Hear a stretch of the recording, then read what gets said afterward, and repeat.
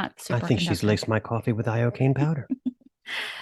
It's high time. We got more lead time. This will lead us to maximize our free time without so much hang time in real time. Perhaps their aim could be that of Barbara Hernandez. This is the Snaggletooth Rock and Roll Podcast.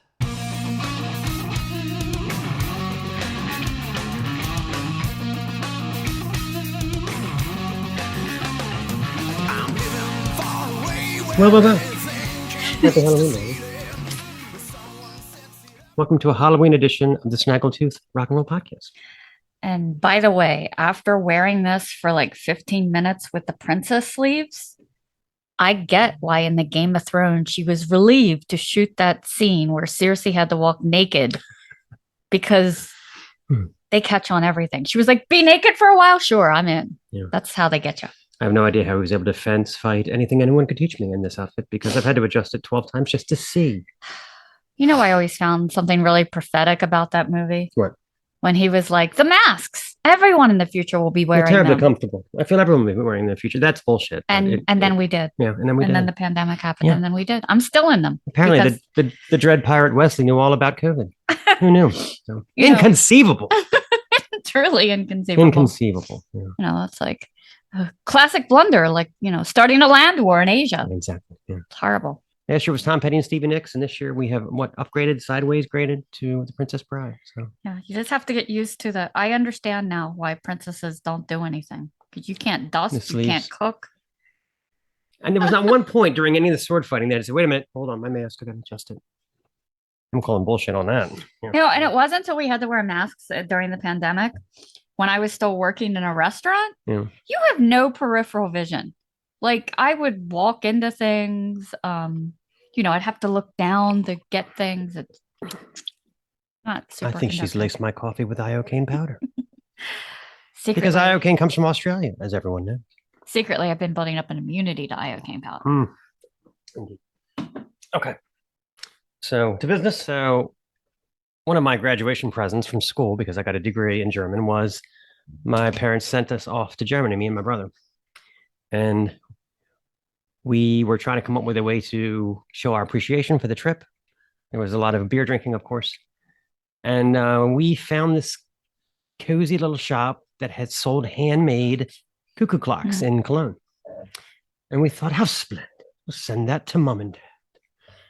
Well, what I didn't realize was that was the beginning of the end. Oh, God. My parents became clock lunatics. Not long after, they started collecting clocks, and now their house is filled with clocks, grandfather clocks, tabletop clocks, wall clocks. I think clocks are kind of a very antiquated thing at this point because everyone has the time on their phone, on their computer. You think so? On your Fitbit. But I remember when my grandmother passed, my aunt was like, do you want her grandfather clock? And I was like, no. Yeah, when I don't. At the turn of the hour in their house, it is obnoxious. Gong, gong, bong, bong, bong. It's like, it's like living with Father Time or something. Yeah, my mom has one where I think they got in Europe too. The sides open and people dance and throw glitter. I don't know. I guess they think it makes them seem more affluent. Like people are going to come over for coffee, and then when they leave, they're going to say, "Did you see all the clocks in that house?" I didn't know how well they were doing. Well. They're doing well. Wow. So it's like pillows, right? Or Halloween decorations, which, by the way, it's become a thing in our neighborhood. And I don't know if they're in your neighborhood, but they're these big, like, how tall are they? 12, 14 15 foot feet tall, something like that. Like skeletons or werewolves. Skeletons, werewolves. I was kind of interested in it until he found out they were $400 a piece. $400 and I was like, if they were 90 or 100, I might have whipped out the Home Depot charge. But the people up the road, they've got 3 of them in their front yards. That's $1,200. It's the Grim Reaper, a skeleton, and the werewolf. Right. So I looked at Mark and I said, they have $1,200 worth of Halloween decorations, and they have other stuff. And they drive a Kia, so it's like, okay, priorities. Look how well they're doing. They are super cool, though. They are cool. I mean, if they were $100, hell yeah, we'd go for it. But there used to be a guy on that one road we run down, Texas. Yeah. And he used to do a whole thing where he would make like mannequins, like cutting other mannequins in half with blood and entrails. He stopped doing it. I wonder if somebody was a jerk and complained or their kid got upset. Yeah. I mean, it was pretty graphic, but People got offended at that. Imagine that. Yeah. But Jeffrey Dahmer. #1 show on Netflix. Yeah. But well acted though. Well acted. So you had an idea. We're talking about like clocks and time and stuff. You had the idea of how do you get an extra hour past last call? Oh God. I've worked in restaurants and bars most of my life. Terribly uncomfortable. People always, every year, would think, because people always think that they have this new idea, and it's really not a new idea, that they were going to solicit us for an extra hour of drinking when it got to be 2 and the time actually flipped back to 1. But we were always like, no, get out. There wasn't one place I worked. We're like, oh yeah, you're right. That's very like, creative. No, still get out. We're tired. You've been here all night. We would like to go home. I think it's some creative points for that though. Why is daylight savings like a subjective call? I mean, even in the interview, we talk about it. It's just like, do you personally want to embrace daylight savings? No? Okay, well, then we'll all be off an hour. It's the strangest thing. Some counties, some are in, some are out. States, some are in, some are out. Originally, it was supposed to be for the farmers, right? To give them an extra hour of growing hour, or I don't know how that works. I have no idea. How does that benefit the farmers changing the clocks? Anyway, I we need think our viewers to let us know what is the purpose of daylight savings. Right, let's ask freaking Google. I'm afraid though. Okay, Google, what is the purpose of daylight savings time? On the website techtarget.com, they say, the goal of daylight saving time is to make better use of daylight by prolonging the amount of time we can spend outside during daylight hours. Do you want a little more context? No. But why does what time it is affect what time you're outside? Why can't you just be outside? It doesn't help at all. If it's 7 or 8, I don't know. I just want to say that I'm really glad that we don't use hourglasses anymore. They were pretty clunky. I can't imagine Flavor Flav with an hourglass around his neck. This wouldn't be nearly as gangster. Although it was really cool in The Wizard of Oz when she flips that thing over in the dramatic sand through the hourglass. Can you imagine using an hourglass like the time of football game? Sand's leaking out everywhere. What would happen if you caught a timeout? Would you have to turn it sideways? Yeah, exactly. What if you had to put time back on the clock? Did you have to stand there? You ever hear that phrase? This is more for females. People, they'll say, honey, your biological clock is ticking. You ever heard that? Like was in my cousin Vinny. My biological clock is ticking. So that means what? That you need to get married, or you run out of time to get married? You're running out of time to get pregnant. Get pregnant. Yeah, right. Yeah. If you got to take a big shit, do you say my scatological clock is ticking? Or like you wear a grass skirt and you bring a bowl of worms in, and then you say my anthropological clock is ticking. How about that?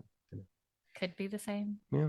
I don't know. The first rock and roll song was actually Rock Around the Clock, and I thought about it, but in reality, that's not really feasible unless you set up some sort of a tag team band, like a relay team where they pass the bass to one guy while the other takes a nap in between songs. They did used to have those dance competitions where they would go on. They were literally falling asleep against each other. They went on so long. That sounds lovely. Yeah, I guess that's dance around the clock. As close as I can get to rock around the clock. Sounds like a Springsteen concert. I'm falling asleep. And the poor band was probably falling asleep. Maybe they just, like you said, they tapped out. They had 2 basses and they were like, tapped out. Somebody went to sleep. Some people use the word clock violently, like where did it come from that you clock somebody, or you get your clock cleaned? Is clock cleaning a violent act? I would think it would be a pretty precise act. Okay, Google, what does clean your clock mean? This ought to be good. Clean someone's clock is used in Northern American English as an informal term to mean give someone a beating. Do you want to hear clean someone's clock used in an example? No. You're useless to me. I like to think I'm a work in progress. Sorry about that, Stacy. To report a problem, you can send feedback. I've known too many Spaniards. You wouldn't say like a player got his kitchen cleaned or his car detailed after they got tackled, would you? Maybe clothesline. Clothesline makes more sense. Actually, I accidentally clotheslined someone while watching my son's football game.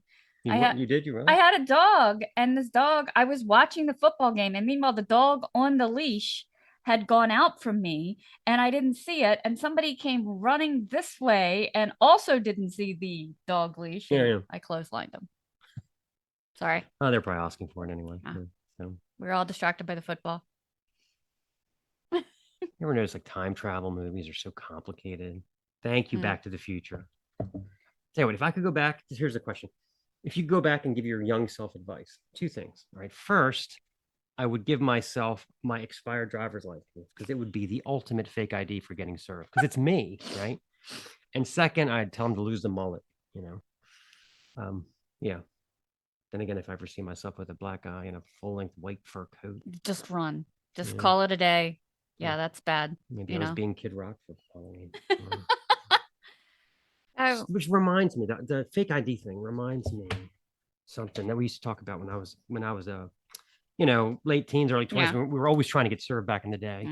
Mm. Cosmacos. You could Uh, get served as Cosmaco. Apparently, the Dread Pirate Wesley can't write either. Well, maybe that's why they use quill pens. Better grip. This, of course, isn't right now. Anyway, I don't need the visual aid. I'll make it later. But so we used to say, we'd be at these restaurants or bars, and it would say, we prosecute anyone attempting to buy alcohol underage, right? Hmm. So we used to talk about, like, why don't we test the strength of their policy? But right in front of them, take out a piece of paper, write fake ID at the top, draw a stick figure, age 1 million, and then hand it to the server and say, here's my ID. I'd like a shot of Jaeger, please. Would they really prosecute for that? And what would the judge say? Would the judge say, Jesus Christ, get out of my courtroom? He made his age 1 million. Like, how far could you take it with the fake ID? My son actually has a story that he wrote. He posted it on the website Medium on Yeah. the web about, and this The was a dark little web. shocking to me, Yeah. how he purchased fake IDs for his cousin, Yeah. which I think he accidentally admitted to me later was actually his younger brother. But I was so crazy about this. He wrote it really well, but getting onto the dark web was not a skill I ever imagined one of my children would possess. I don't even know how to get there. Really interesting article. I would just get Yeah. online and turn off the lights. That's my dark web. But it's a good article about how he got there. And you know what was really weird? When they sent him the fake ID, Yeah, it was in a pair of jeans or something. it was in a pair of pair of cutoff shorts shorts, in yeah. the pocket. Like maybe it's very, It's a really interesting article. Mm. Yeah. very extravagant. Well, there's a feature that we did on season 1 that I've been wanting to bring back. Sorry. And I've been trying to come up with the right visual for it. Oh, no. The Seussical. And I believe I found it. What do you think, darling? This is where I am in life. I read something rather profound that Corey Taylor of Slipknot said on the NME, and I think the Seussical is the best way that I can describe it. So here we go. Rock and roll fans are a curious crew. So many are passionate, friendly, and true. The music is great, but our favorite, no doubt, is looking for something to complain about. Make the music we like, don't take any chances, and don't offend us under any circumstances.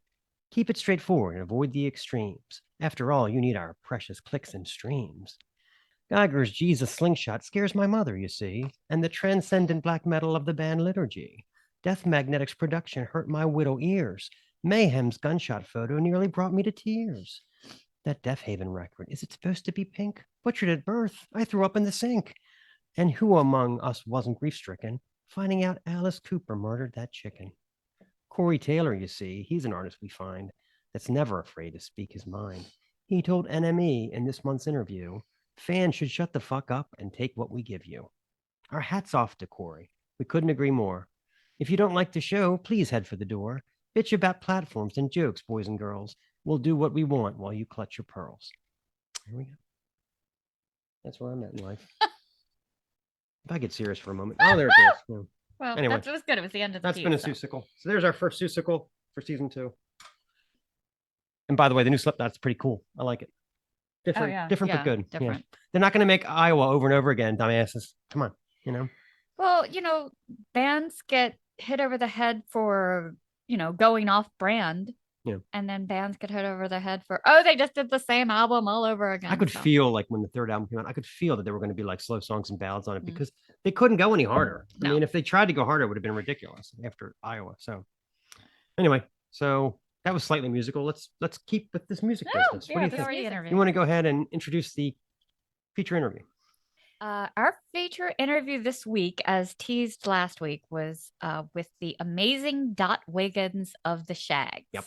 Now, this group goes back a bit, what early Late 60s. late 60s. Yeah. It actually came about because their father had received prophecies, 3, which we also talk about. His during the mother read his interview. palm. She made 3 predictions. 1, he would marry a strawberry blonde. That came true. So did you? 2, that he would have 2 sons. We didn't that have any came sons. through. And then after she died, the daughters would become a popular band.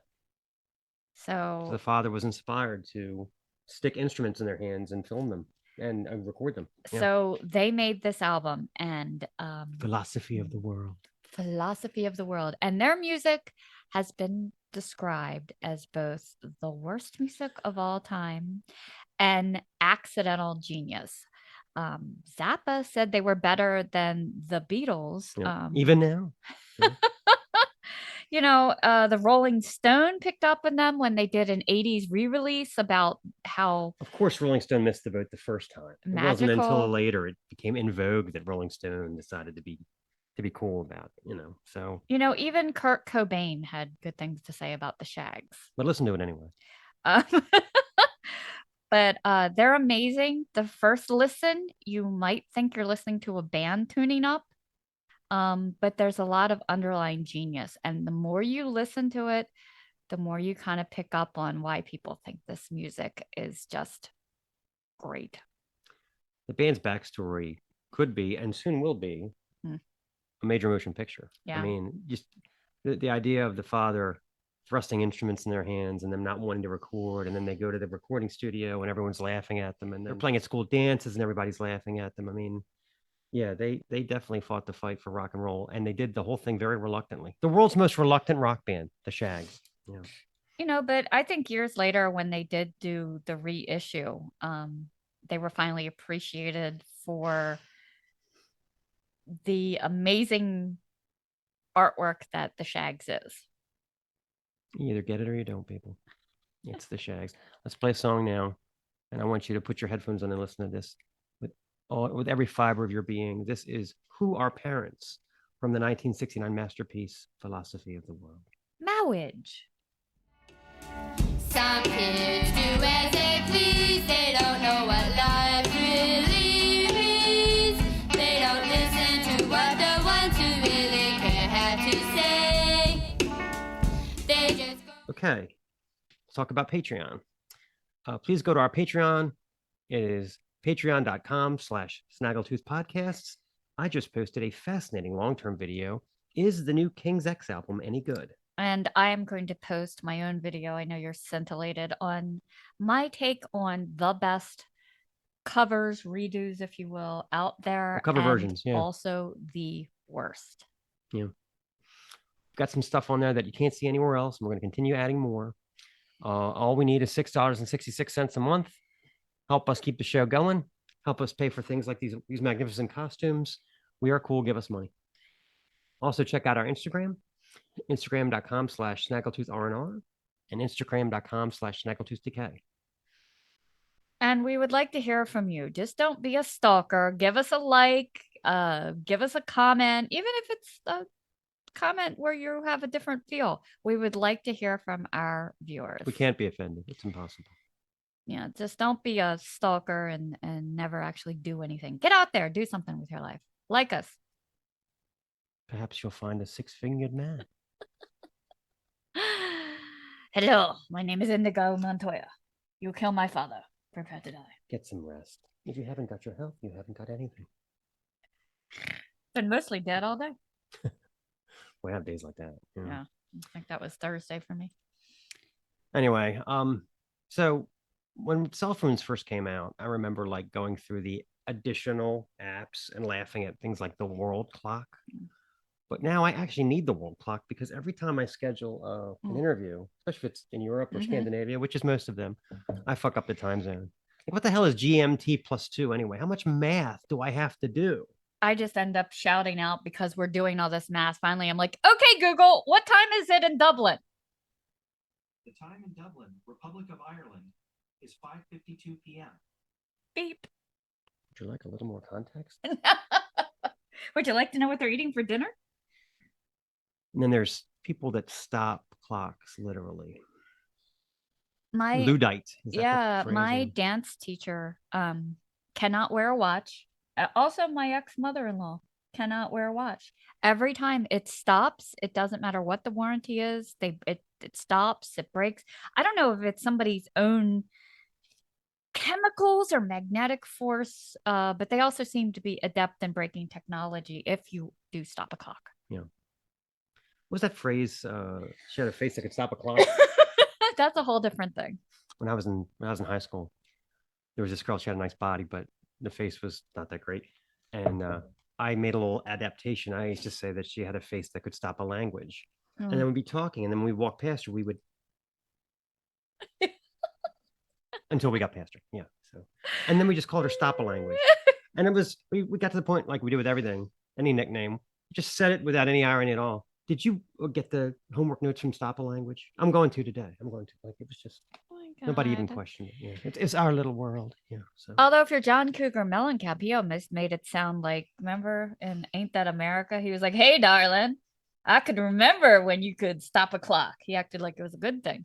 oh my God, I forgot about that song. Yeah. Hmm. Weird. It just popped into my head. How many jokes about time and clocks are these two going to do? You know, it's high time. We got more lead time. This will lead us to maximize our free time without so much hang time in real time. And I think I could lead to more quality time, enhance personal time off as opposed to goofing off on the clock. So big time, at least for the time being. You ever think, you know, if Cher could turn back time, she'd look fucking exactly the same? Obviously, the woman is a vampire. Yes! How do you look exactly the same? It's amazing. She must like sleep in a hermetically If sealed anyone can afford to chamber. waste time, it's Cher because she has so much of it. So, I think we're probably looking at nothing up there. right. Time out.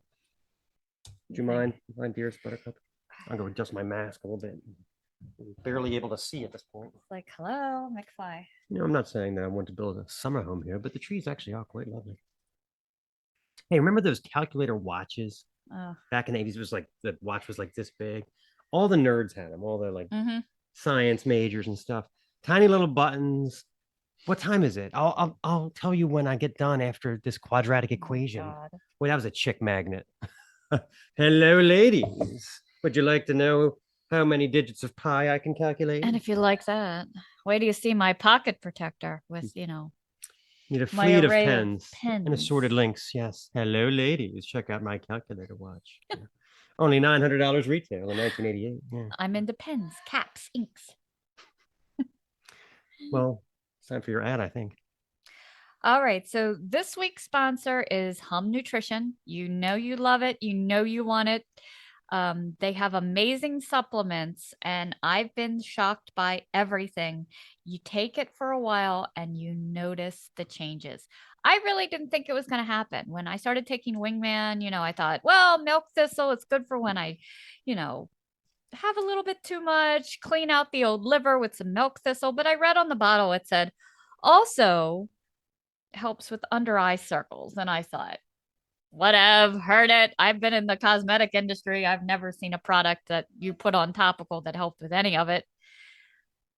It did.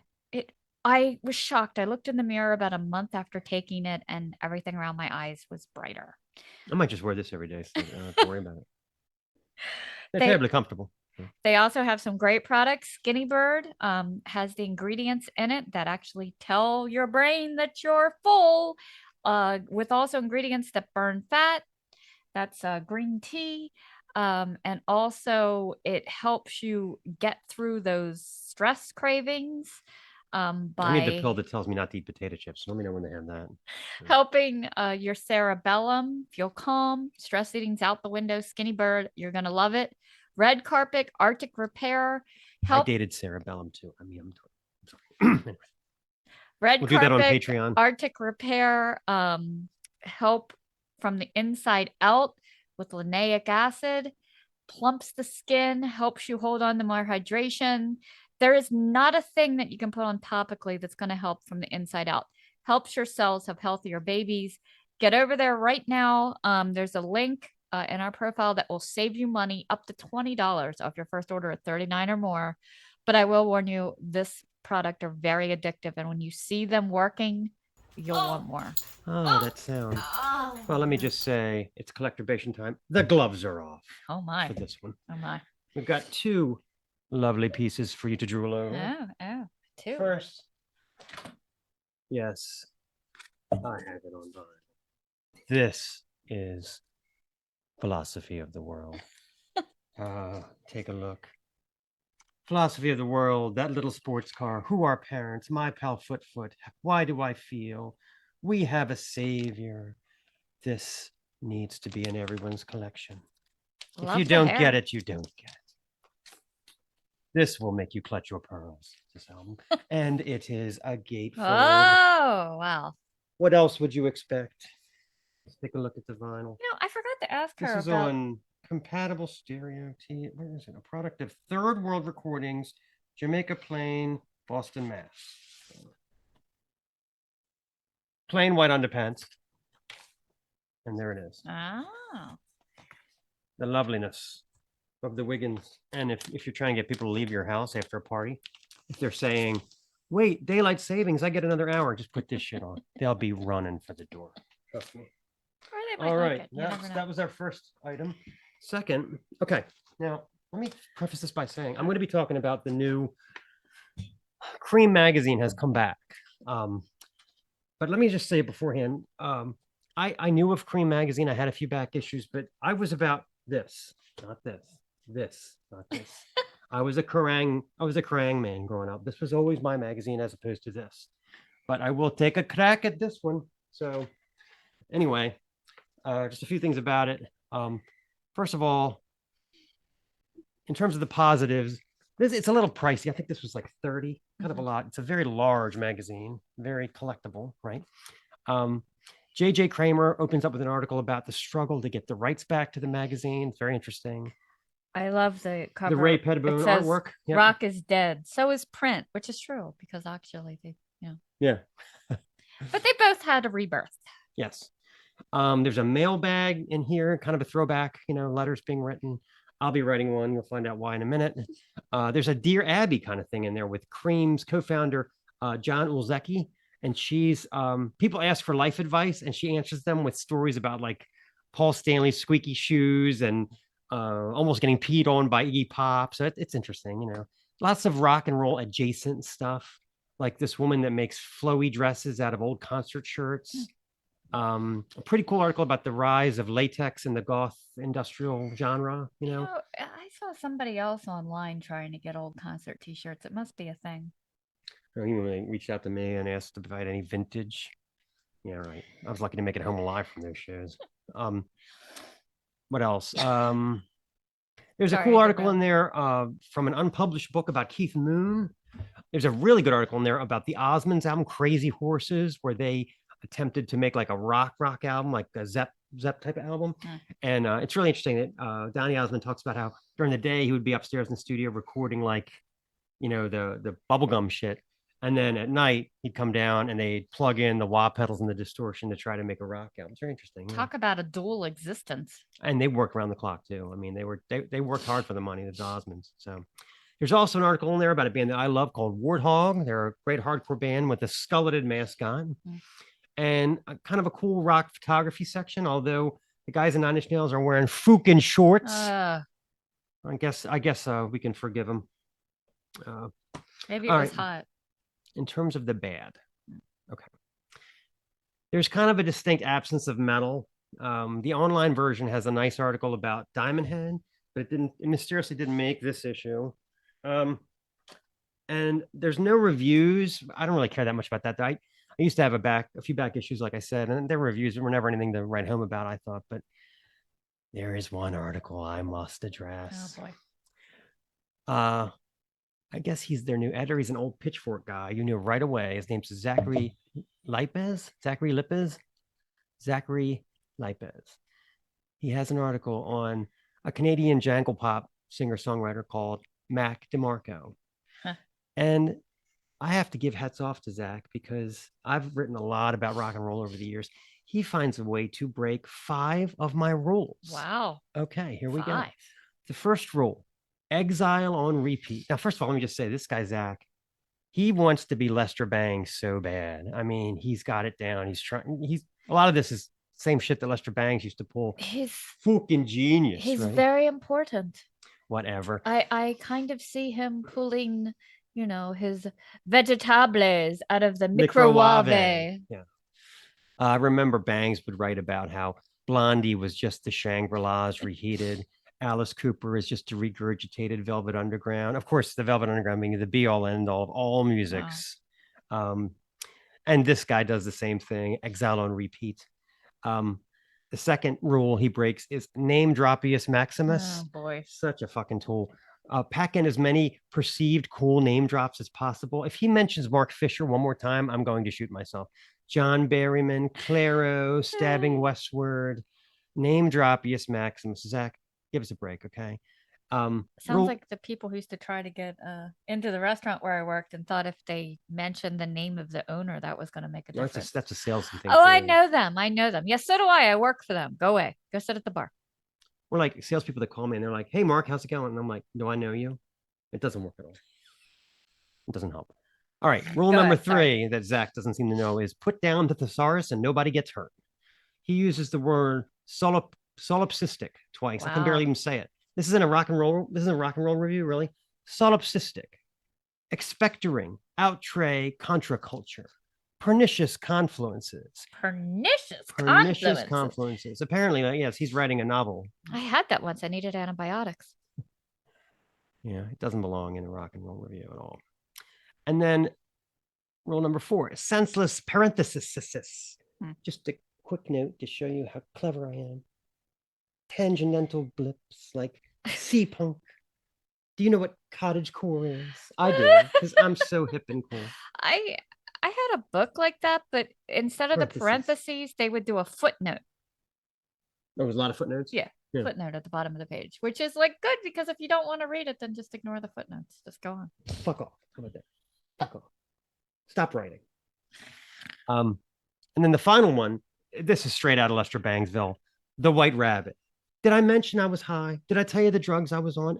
Did I mention that we had down some cough syrup? Did I mention that we had done some ludes?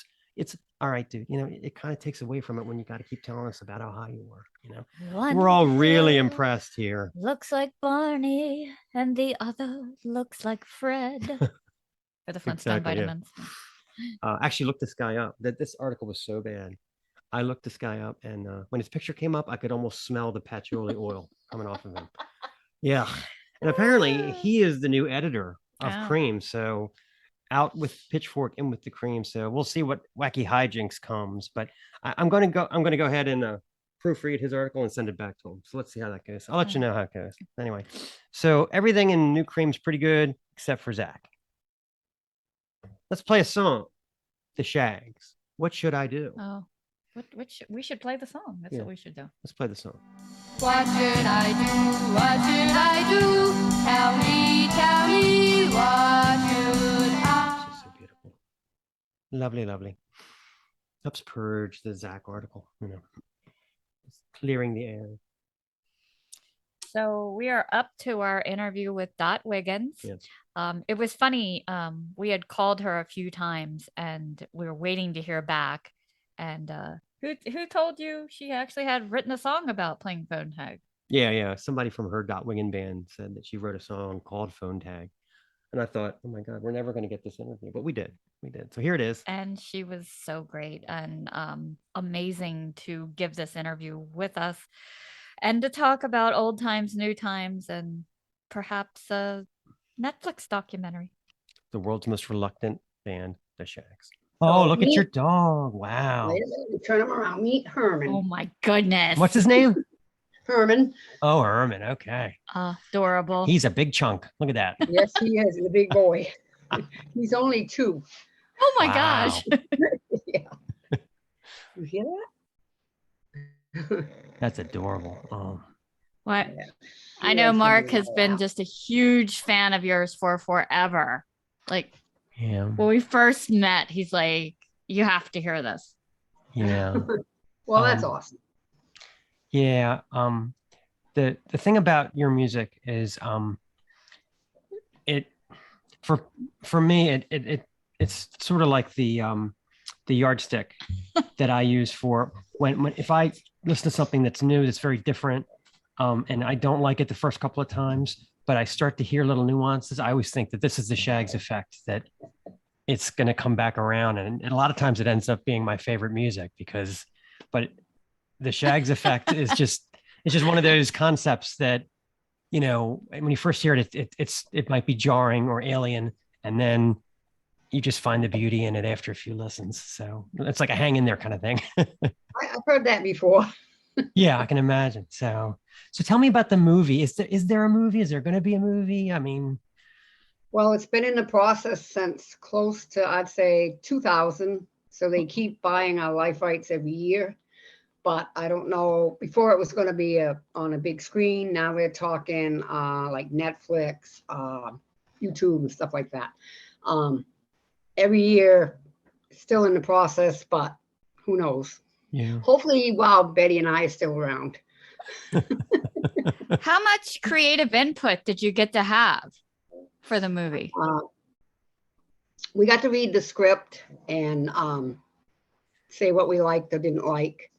That's about it. They pick some of the actors or actresses, and then it changes over time because they've either gotten bigger and they can't afford them, or the money's not there, or who knows. So But you, yeah, you didn't get to pick who played you, huh? no, no, because I would have picked back along. I don't know about now. I would have picked Allison Sweeney from Days of Our Lives. Yeah. But she's not at the right age that they can make her older or younger or something. At least that's what they told me. But she's older now, so who knows? But Well, do you believe like the whole thing started with a prophecy, right? So yeah, how much do you think it was actually a prophecy or like a self-fulfilling prophecy that you guys became this cult thing? well, I think it was a prophecy that my father got from his mother. Yeah. And then, but he never mentioned it until we had graduated from grammar school, 8th grade. And then he started buying guitars and giving us voice lessons and guitar lessons. And then later on, he said it was the prophecy that, well, he said his mother read the palm of his hand, said he was going to marry a strawberry blonde and have 3 daughters that were going to be in a band. He did marry, my mom was a strawberry blonde.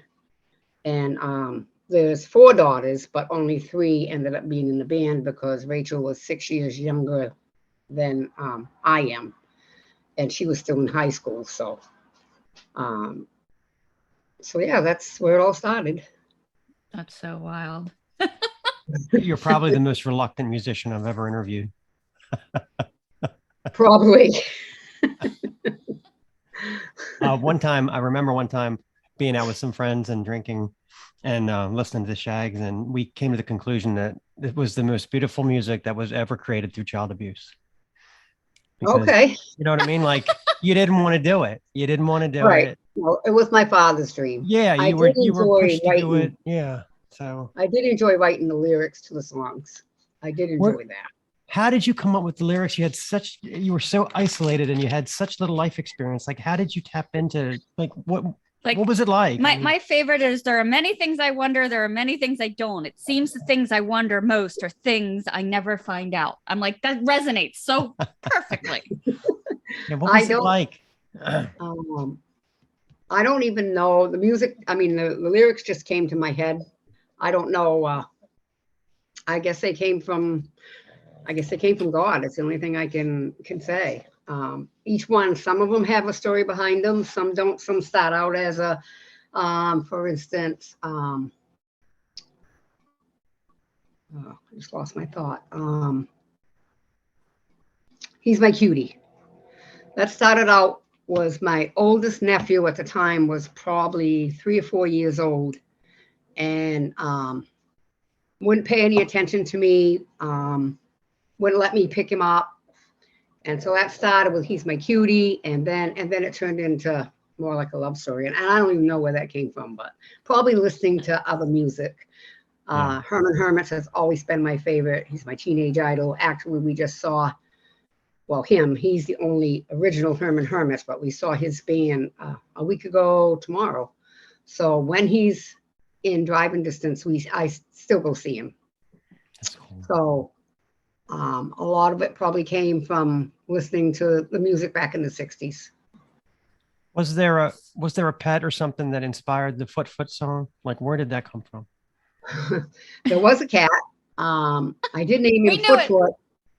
I did name him Footfoot, but the original name came from a joke that my father had told us years and years ago. And I liked it, so I named him Footfoot. Come to find out years later, in fact, a fan from New York, probably 6 or 7 years ago, sent me a CD with, I think it's Mal Tillis, and he told that joke on one of his CDs. So that's where I don't know where my father heard the joke, but that's where the original name Footfoot came from, which I didn't know at the time. So I thought that was pretty interesting. Yeah, I found it kind of ironic. You guys are so young, and the record is called The Philosophy of the World. I was like, wow, where did that come from? I don't even know where I got that title from. Very deep. Yeah, very deep. Yeah, it just started with, at the time, my hair's always been wavy. And then in the winter or a lot of wet weather, it gets curly, but also frizzy. And I always wanted straight hair. So that's where that part came from. I always thought I wanted to ride a motorcycle, which I never did. And I'm probably kind of glad I haven't now. But that's where the car and the motorcycles came from. And then the others, it just flows in. And I don't even know where I got the name Philosophy to name it that. Because most songs have the title and have that title in the song, and that one doesn't. Yeah. I don't think. There's something in the history that I always wanted to clear up. So when Casey from NRBQ came to see you guys to tell you that they were going to re-release the record, someone said, "How much is this going to cost me?" Was that someone in the band that said that? And he had to say, no, we're going to pay you. Like Number one, I'm not sure who Casey is. Who was the guy from? He came up to see you guys. Terry Adams. That's who it was. Okay, I'm sorry. I thought And it the was drummer Tom. Right. That's who came to see us. So Who was it that said, "How much is it going to cost?" And he had to Well, explain. That was probably me. Okay. My father had passed away at that time. Okay. And we weren't really doing anything with the band. So I was basically, I don't think Betty came that night. I think it was just me, my husband, and my father. My husband might have asked it, Okay. but I think it might have been me. I don't remember, to be honest. I remember someone asking, but I don't know if it was me or my husband. Because like all you had done is pour money into it, and it just the idea that you were actually going to make some money from it was probably mind blowing at that point. Yeah. Right. Well, it got great accolades, though. I mean, Rolling Stone and everybody else got behind it and had some great things to say about it. Were you surprised with this re-release and you guys got this resurgence? Yes, very surprised. We just thought it was, another part of our life, and that part was over. We all got full-time jobs. We got married. So we really weren't doing anything with the music. So yes, that was a surprise. And it was even more of a surprise in 1999. NRBQ was doing their 30th anniversary show in New York and had invited me and Betty to come to New York and perform on his anniversary show. Helen had passed away at that. No, she did not pass away, but she wasn't capable of going. She was having health issues. Yeah. So, and then going there and finding how many fans were there. People from a lot of them were NRBQ fans, but a lot of them came for Shag fans and like Japan, California, UK. That's very So cool. that was, we didn't realize we had that much of a following. Yeah. And So all many that, years later. the things after with the Dot Wiggins band and the things that got released after that were just the same kind of level. And, the response from that I thought was equally great. Yes. Was it worth it? I mean, I know you had in the early days, you guys were picked on and people were so mean to you. I mean, with it coming back around, did it make up for it or do you think no? I don't think it made up for it, but made us realize that there were a lot of fans out there that liked us. Yeah. I'm not sure if it made up for us. They were pretty mean and cruel, Yeah. From what I read, But- it was terrible. but life is. So Yeah, with everything you guys have been through and everything else, do you think you would still record more and, get out there in front of your fan base again? at this time, I would probably say not at this time. And I'm almost 100% sure Betty wouldn't. She did go to one, the last show we did, which was in Mass. Can't think of the name of the place right now, but she did go there and she did perform her song. Oh, But wow. I don't think I could get her to go again. And I'm not even sure if I would travel right now the way the world is. Yeah. Understood. Yeah. All right. So we have this game we do with all our guests. Oh boy. It's random questions. I would want you to pick 5 numbers between 1 and what are we up to now? 85. Yeah. So pick Oh. 5 numbers. Pick them now. Okay. 3, 7, 13, 11, and 21. All right. Question number 3. If you could have one superpower, what would it be? Oh boy. One superpower. Peace around the world. Oh, that'd be awesome. Oh, wow. Yeah. You could just wave a wand. Yeah. There you Yes. go. That's a Yep. very mature selection. I would have probably picked something money related. But All right. Number 7. For some reason, everyone picks number 7. What is your go-to dance move? Oh. I'm not sure I have one. I have 2 knee replacements, and I have osteoarthritis in my left hip and lower back. So I don't do a whole lot of dancing, but back along,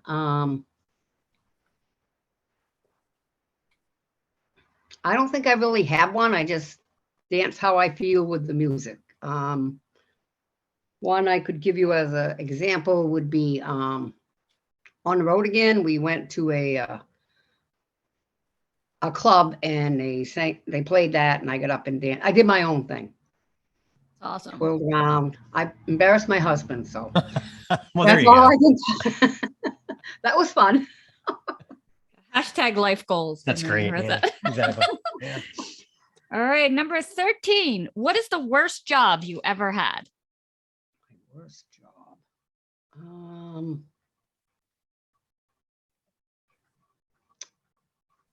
Most of my jobs have been semi-related, but my worst one was probably being a janitor at a factory. And I didn't mind the work, but my supervisor basically lied to my boss about me, and I've never really quit a job, but I gave them my 2 weeks notice. Wow. Yeah. So that was probably it, because he said I was one place, said he didn't know where I was, and he's the one that sent me where I went. So, but I think it was because I wasn't supposed to be there alone, so he was covering his own butt. So I guess that would probably be about the worst. Yeah. Yeah. There's nothing That worse. doesn't sound fun at all. No. And then you went with number 11. What word do you always mispronounce? Oh, there's a lot of them. My son corrects me all the time. I don't know if I have just one off. He could tell you, but he's not here. Probably data or data. Data, right?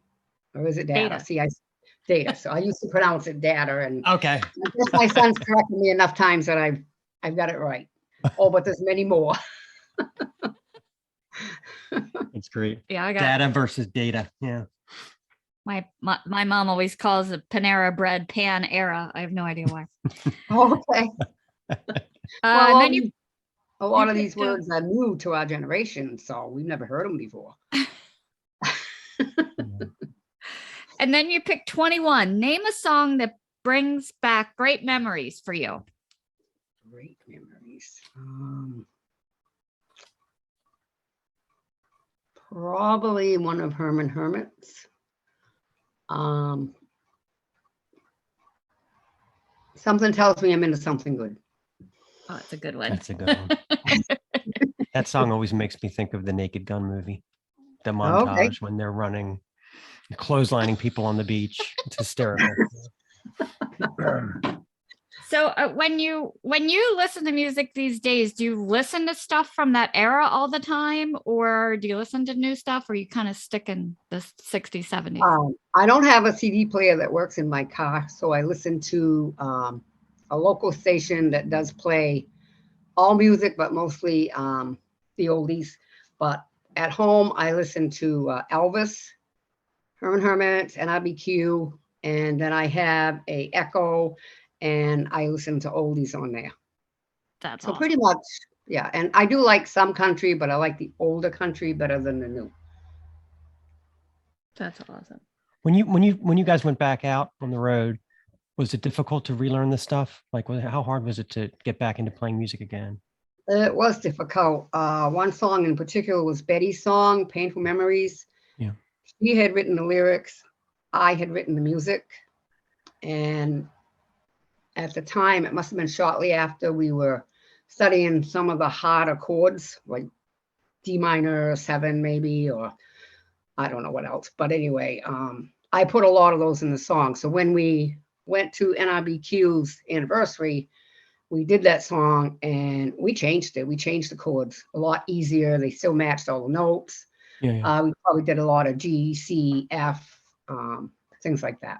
So yeah, it was a lot harder. And then when I sang, when we started performing, after the NRBQ thing, for instance, the Wiggin band, I didn't play any music. I just sang. So when we did ours, I always played the melody, so I knew when to come in and when not to, but there was no melody. NRBQ played it, and the keyboard and the drums, and so I had trouble knowing when to come in because I wasn't playing the melody and didn't hear the melody. So yeah, it was hard. Yeah.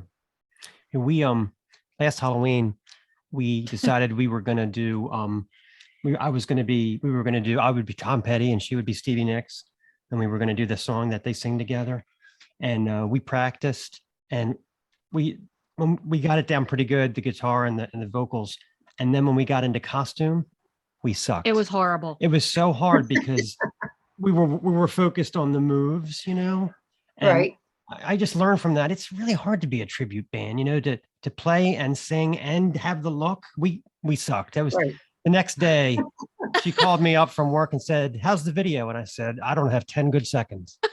I forgot. Horrible. I forgot how to play the guitar. Your vocals are flat. It was terrible. But I mean, we look good.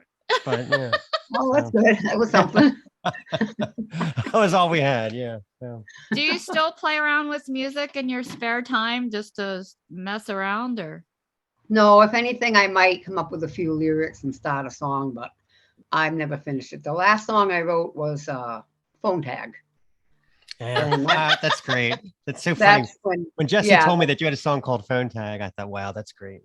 Yeah, it was him and I were trying to connect because we were going to be playing in New York, I believe, and he could never get me and I could never get him. So I just I'm going to write a song about phone tag, and I did. At that show, I wrote it actually while we were sitting there, and then they did the music. I only wrote the lyrics.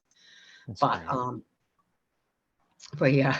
An interesting concept for lyrics. Yeah. Yeah, I've always kind of like, when I try to describe your music, like some people call it like accidental genius, but I like it like, I'm like, think of it like a Picasso. You're not going to get it all right away. It's a little abstract. Do you think that's a good way? Yeah, I like that. It's a good way. Yes. That way, because I was trying to explain it to people I worked with, and I was like, you got it. It's not going to make sense to you. And then all of a sudden you're, oh. Right. Do you still get recognized when you go out places? Not lately. If I go to a show, well, I just went to, like I said, I went to Herman Hermits last week. Wow. And nobody recognized me there.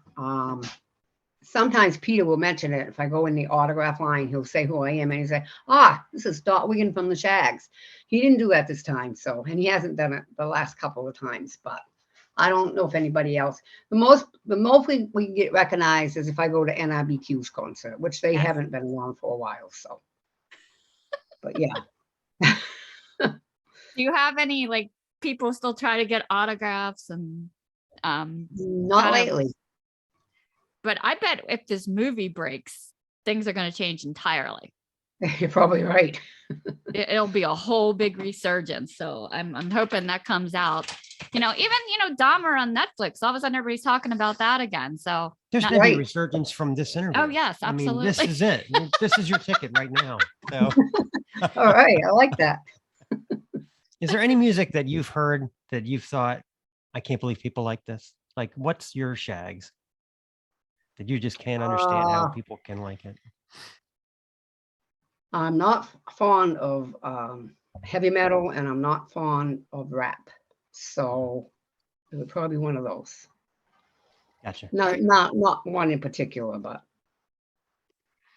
Well, we do a lot of heavy metal on this show, so we're hoping that we're going to convert a lot of people to the Shaggs now. So, so you may have some metal fans. Well, our Oh, I other hope I didn't- podcast is the extreme one. So that's a little more. Yeah.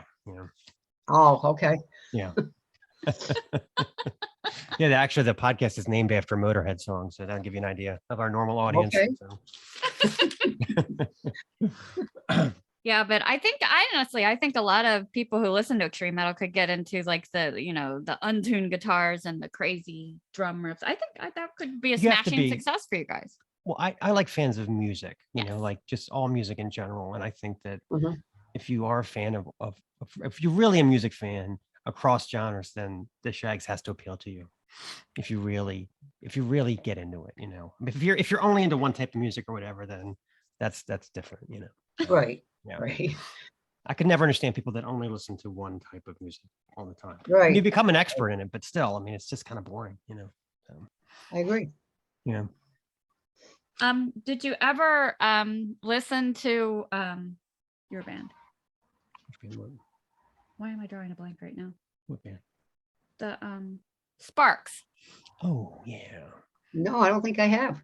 They have a documentary on Netflix. It's fascinating. It's two brothers from LA, and they're kind of Shaggs like. They made music that did not sound like anything at the time, and they were picked up by Todd Rundgren, and they had a lot of ups and downs, and they're still making music now, but they're a band kind of like the Shaggs, where they separate people. You get Mhm.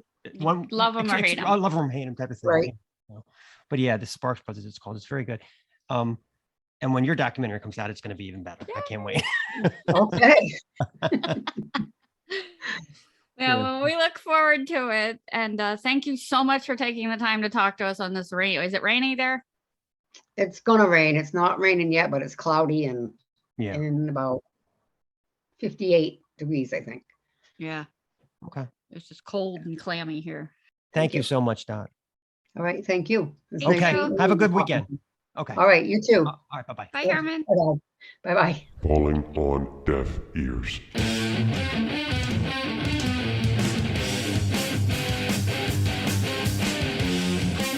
All right, it's the Fierce time. Really excited about this first one. They're Scottish, straight out of Outlander. This band is called The Covey. I really like where they're from. It's Kilwinning, North Ayrshire, which I probably just killed. Say it one more time. Try to that again. Kilwinning, North Ayrshire. Just picture the castles. Wow. Anyway, they're a two-piece band. It used to be what, four-piece? Something like They that? had originally kind of another singer, and they brought this new singer in, and then everyone left except for one guy. So, but they said it wasn't bad blood, they just left. But she's got an amazing voice. They just released their latest concept album, which I didn't realize at first, Nula. It's a powerful experience. It's basically they're telling the story of the struggles of revenge because they had an alien, which was Nula, kept captive by an evil capitalist, not even a communist, an evil capitalist, for 25 years before she has the chance to escape. So it's video is definitely out there too. I am Nula, and I am free. I don't know how she spent that much time underwater, but it's Anyway, this is it. Let's go. Come on. Stand up, you've gotta fight. It's a temporary feeling, not like suicide. It's like a war in your mind, but you're stronger than you think now. You'll be alright. Little days will come to I am Nula, and I am free. yeah, they've got some strong. I like the way halfway through the song when she does the I am Nula and I am free thing, they let Mastodon in the back door, and all of a sudden that massive Mastodon riff, it goes from a dance song to like a Mastodon song and back. Kick ass. Yeah. All right, Deaf Ears number 2. We are talking about Stick to Your Guns from Orange County, California. 7 full-length albums, 5 EPs. You can hear there's metalcore in there. I hear Husker Du, Wipers, even some fucking Slipknot. This shit kicks ass. Jesse Barnett is your mainstay here. He was the founder. He's obviously still there. I like their album. It's called Pure Noise Records. Nice. I like it. But they were actually the first American band to play a concert in an East African country in Kenya.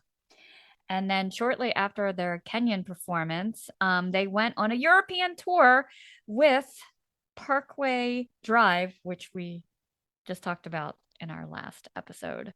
So they supported Parkway Drive on their US tour. And then they released an EP, The Meaning Remains. It includes an acoustic version of Amber, Nobody, Forgiveness of Self, and a cover of Take On Me. Wow. Which you might. I'm pretty sure there's a bunch of punk bands from Orange County. I think like Descendants and Angry. I mean, not Descendants. Pretty sure Angry Samoans and the Adolescents. Okay, Google. Name some punk bands from Orange County, California. Bands frequently mentioned on the web include Adolescents, Social Distortion, Agent Orange, and others. Agent Orange. Yeah. Agent Orange. That makes sense coming out of the OC. Don't say anything. You'll spoil Okay, them. Google, you did good. Let's play a song. This is A World to Win from Orange County's latest and greatest, Stick to Your Guns. We can start today. We've got nothing left to lose. Right back to what we knew. A world to win. He also has some great videos up online, by the way. They actually have done some shooting and some artistic things. It's pretty cool. Cool, yeah. All right, Deaf Ears number 3. They had me at the name. The band is Welshly Arms, as in perhaps their aim could be that of Barbara Hernandez. For those who don't know about this, it was a skit on Saturday Night Live. Several skits. So look it up on YouTube. It's hysterical. really Everybody's cracking up. While it must be said that while the surface is calm, below fingers are fluttering, thighs are quivering in anticipation of lovemaking that will take place in approximately 12 minutes. It's a great sketch. Would you like some lamb shanks that I keep in my cooler You're missing down out here? on some good shanks, Barbara Hernandez. Anyway, Spicy meat. let's talk about the band. They're listed as a blues rock band from Cleveland, but I had to look twice. I'm like, is this fucking Maroon 5? What the hell is this? You know? Sexy as hell. Their music is absolutely amazing. There's nothing that they do that isn't big. You know, they have this great lead singer with this great kind of almost Adam Levine type voice, and they've got this bluesy thing. And then they bring in like these gospel sounding back things. But of course, everybody in the band is listed as vocals, so maybe it's just them. Yeah, it's got that sexiness in it. Rural Blood, Queens of the Stone Age, like I said, even a little Maroon 5. So yeah, this did I not put any of the song titles in here? I guess I didn't. What's it called? Dangerous. Dangerous. Yeah. Well, they're swinging for the "We Will Rock You" fence for this one. They have a lot of that feel good stuff in there, which I think has led to them being featured already in movies. The D Train with Jack Black, The Hateful Eight with Quentin Tarantino, the song Legendary, which is a really good like we want this. We're leaving everything on the ground. Great. I can understand why it was used by sports teams. They were used in a radio and television campaign for the Cleveland Indians. They were also featured in a Netflix promo for Sense 8. And also their song Sanctuary is featured in season 3 of Lucifer. And Shades of Blue is actually featured in a video game, Asphalt 9, which I am unfamiliar with. But yeah, it's this big, just big vocals, big drums, big guitar, gospel chorus. You're going to love them. It's as big as the Spirit Eagle. Our collective lovemaking will take place after this song. This song is called Dangerous.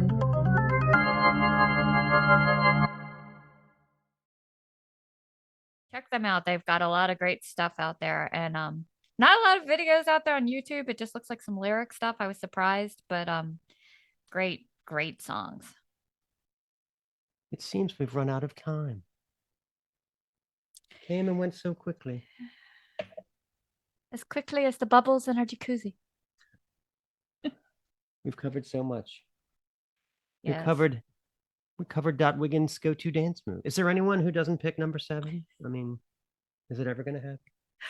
Yeah, from now on we're Switching it up a little. We're gonna put them on randomize a little more. Yeah, when we put that question out there, we weren't expecting to hear about arthritis, so that was an interesting reaction. Yeah. And we talked about a lot of clock expressions. Yeah, I don't know. Yeah. How many jokes about clocks are they going to do? Well, we did a hell of a lot. And we talked about Halloween and The Yes. Princess Bride. You got a nice musical out of it. Yeah. How difficult costumes are. I don't. Hats off to the Game of Thrones people, because I don't know how you. Good Yeah. Lord. So this is Buttercup and the Dread Pirate Wesley saying, "We'll see you next week." As you wish. One size fits all my ass. This has been the Snaggletooth Rock and Roll Podcast. Snaggletooth theme courtesy of Jens Kemgren of Ask Jens fame. Deaf Ears theme courtesy of Tim Green from the Fucking Champs. Deaf Ears bands, check them out. Vukovi, Stick to Your Guns, and Welshly Arms. All content 2022, the Snaggletooth Rock and Roll Podcast. Oh, fucker.